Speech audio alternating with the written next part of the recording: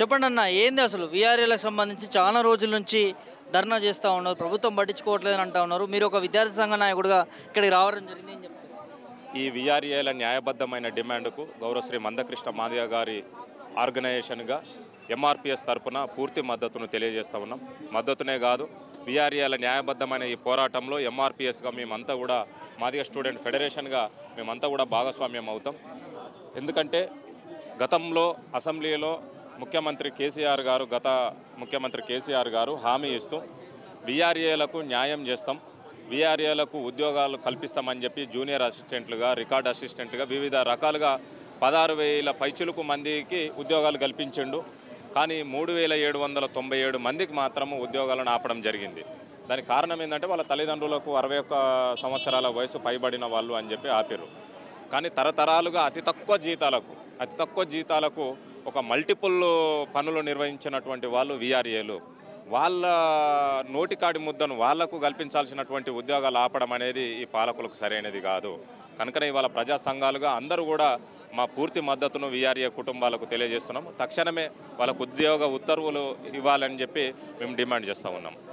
So ప్రజాప్రభుత్వం అని చెప్తుంది, నువ్వు ఉద్యోగాలు ఇచ్చినామని చెప్తుంది. మరి వీఆర్ఏ వారసులకి ఇవ్వవలసినటువంటి ఉద్యోగాలు గత ప్రభుత్వమే జియో ఇచ్చింది, దాన్ని ఇంప్లిమెంట్ చేస్తలేదు. ఎట్లా చూస్తారు? అంటే సంవత్సరానికి 2 లక్షల ఉద్యోగాలు ఇస్తామని చెప్పినటువంటి ఇదే ప్రభుత్వము 3,000 ఉద్యోగాలు ఇవ్వలేకపోతా ఉంది, ఏం చెప్తారు? వాస్తవానికి ప్రజాపాలన అని ఒకవైపు చెప్తూనే ఇక్కడ గతంలో చేసినటువంటి అసంపూర్తిగా కేసీఆర్ గారు చేసినటువంటిది పూర్తి చేయడానికే ముందుకు రావట్లేదు.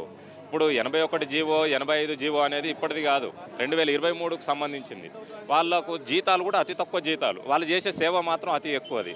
వాళ్ళనే ఆపి ఇంకా 2 లక్షల ఉద్యోగాలు మేము ఫిలప్ చేస్తాము, మాది ప్రజాపాలన అని చెప్పడంలో అసలు మాటలు ఒకటి, ఈ చేతల విషయంలో ఒక రకంగా ఉన్నది రేవంత్ రెడ్డి ప్రభుత్వం యొక్క విధానము. పొంతన లేదు. కాబట్టి వీఆర్ఏల న్యాయబద్ధమైన డిమాండ్, వాళ్ళకి ఇచ్చే జీతము అతి తక్కువ జీతము, వాళ్ళ నుంచి గ్రామ సేవకులుగా మనం పొందే సర్వీసు అతి ఎక్కువమైన సర్వీసు. కాబట్టి తక్షణమే వాళ్ళకు ఉద్యోగ కల్పన చేయాలి. ఎందుకంటే ఇప్పుడు ఉగాది పండుగ తర్వాత నుంచి జీపో గ్రామ పరిపాలన అధికారులుగా ఒక కొత్త చట్టాన్ని తీసుకురాబోతుంది రేవంత్ రెడ్డి ప్రభుత్వం. దాంట్లో ఈ 3,797 మందికి వీళ్ళు కూడా విద్యార్హతలు ఉన్నాయి, వీళ్లకు ఎక్స్పీరియన్స్ ఉన్నటువంటి కుటుంబాల నేపథ్యం నుంచి వచ్చారు. వాళ్ళను రోడ్డు పైన ఉద్యమాలు చేపియడం అనేది ఈ ప్రభుత్వానికి సరైనది కాదు. ప్రత్యేక తెలంగాణ కోసం సాధించిన ఉద్యమంలో మనం సాధించుకున్న రాష్ట్రంగా ఇక్కడ మళ్ళా రోడ్డెక్కి ఇంత పెద్ద ఉద్యమాలు చేయాల్సినటువంటి పరిస్థితి తీసుకురావద్దు.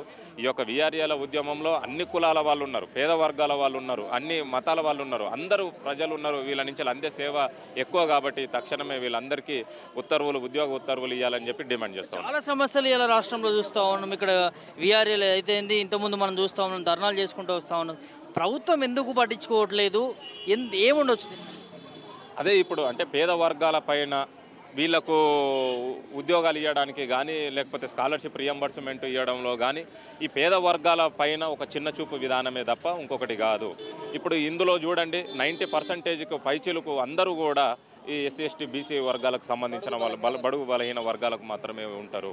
ఇవాళ సాధించిన తెలంగాణలో మళ్ళీ అనేక ఉద్యమాలు, విద్యార్థి ఉద్యమాలు, నిరుద్యోగ ఉద్యమాలు, మా కారుణ్య నియామకాలు చేపట్టిన వీఆర్ఏ ఉద్యోగం చేస్తూ మరణించినటువంటి ఒక ఉద్యోగి తమ కొడుకులకు, తమ వారసులకు ఉద్యోగం ఇవ్వాలని చెప్పి మళ్ళీ వాళ్ళు కూడా రోడ్డెక్కాల్సినటువంటి పరిస్థితి ఏర్పడింది. కనుక తక్షణమే వీఆర్ఏల ఉద్యమానికి అన్ని సంఘాలు, ప్రజా సంఘాలు ఇవాళ మద్దతు ఇస్తూ ఉన్నవి. వాళ్ళు రాజీ లేని పోరాటం నిర్వర్తిస్తే దాంట్లో ముందు వరుసలో నిలబడి గౌరవశ్రీ మందకృష్ణ మాదిగ గారి ఆర్గనైజేషన్గా మేము ఆ ఉద్యమంలో భాగస్వామ్యం అవుతామని చెప్పి పిలుపునిస్తా ఉన్నాం. ప్రభుత్వం ఏర్పడింది 1 ఇయర్ అవుతా ఉంది. సో మాకు కొంచెం టైం పడుతుంది సెటరేట్ అవ్వడానికి, ఒక్కొక్కటిగా చేసుకుంటూ వస్తూ ఉన్నాము. మా మీద ఇంత విమర్శలు నెగిటివ్ తీసుకురావద్దు అని చెప్పి ఆలోచించాలంటారు.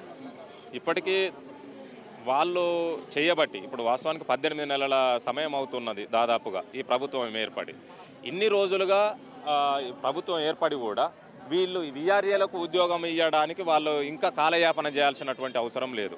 వీళ్ళకు ఉద్యోగాలు ఇచ్చే కాడ వాళ్ళ ప్రభుత్వ ఖజానాకు వచ్చే నష్టము కూడా అతిపెద్ద స్థాయిలో, అతిపెద్ద బడ్జెట్ గానే కాదు, వీళ్ళ జీతాలు అతి తక్కువ అనేక ఉద్యోగాలను ఫిలప్ చేయాలని చూస్తున్నటువంటి ప్రభుత్వము ఈ రెవెన్యూ డిపార్ట్మెంట్కు సంబంధించి ముఖ్యంగా వీళ్ళ సేవలు ప్రజలకు అవసరము. గ్రామ స్థాయిలో వీళ్ళ సేవలు ప్రజలకు అవసరం కనుక వీళ్ళని ఆపడం అనేది సరైనది కాదు, వీళ్ళ విషయంలో జాప్యం చేయడం అనేది సరైనది కాదు.